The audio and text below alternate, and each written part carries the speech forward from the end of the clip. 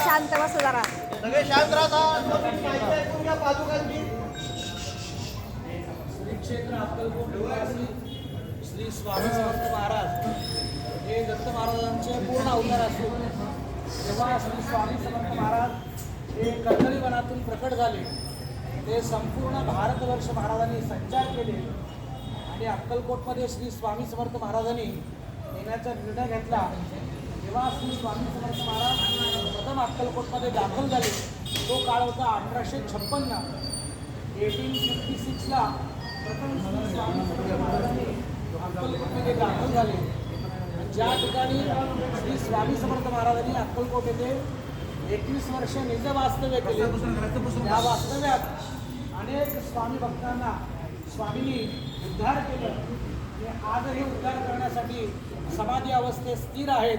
ते पवित्र ठिकाण म्हणजे श्री चोळप्प महाराजांचा वाडा. जसं पंढरपूरला पुंडलिकसाठी पांडुरंगाला यावं लागलं त्याचप्रमाणे चोळप्पांच्या भक्तीसाठी पुन्हा श्री स्वामी समर्थ महाराजांना भक्तांच्या कल्याणासाठी अक्कलकोटमध्ये स्थिर व्हावं लागलं.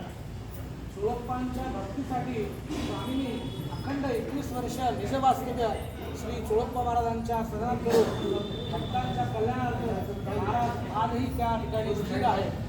चोळप्पा महाराजांच्या भक्तीला महाराजांनी आशीर्वाद दिला की तुझ्या घरात माझी समाधी होईल.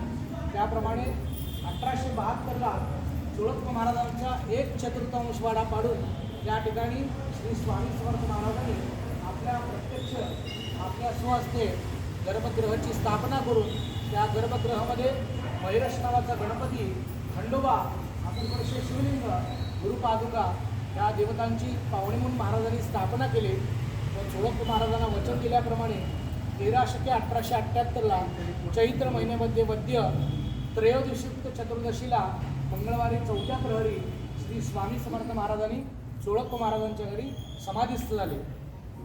श्री स्वामी समर्थ महाराजांनी समाधी घेऊन 147 वर्ष पूर्ण होऊन महाराजांनी समाधी घ्यायच्या अगोदर 21 वर्ष महाराजांनी वास्तव्य केलेले आहे.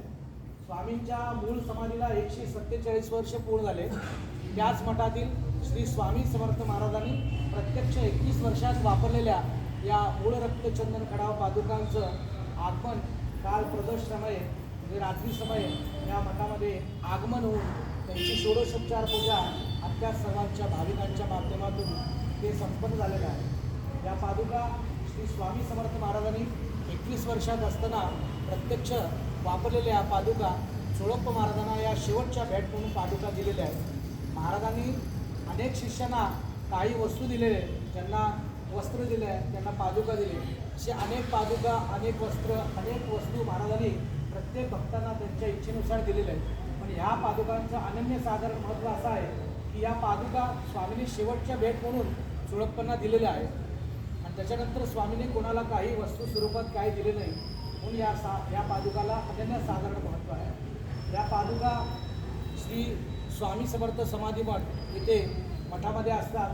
श्री स्वामी समर्थ महाराज असल्यापासून ते आजदायकपर्यंत श्री स्वामी समर्थ महाराजांची नित्योपचार सेवा, या पादुकांची देखभाल सेवा वंश परंपरेनुसार आता चोळप्पा महाराजांचे परिवार यांच्याकडे महाराजांनी ठेवलेला आहे. हे अविरतपणे महाराजांनी त्यांच्याकडनं सेवा करून घेत आहे. आपल्या सर्वांचं अहोभाग्य की आपण या ठिकाणी महाराजांच्या सेवेला इथे उपस्थित राहिलेलो आहोत.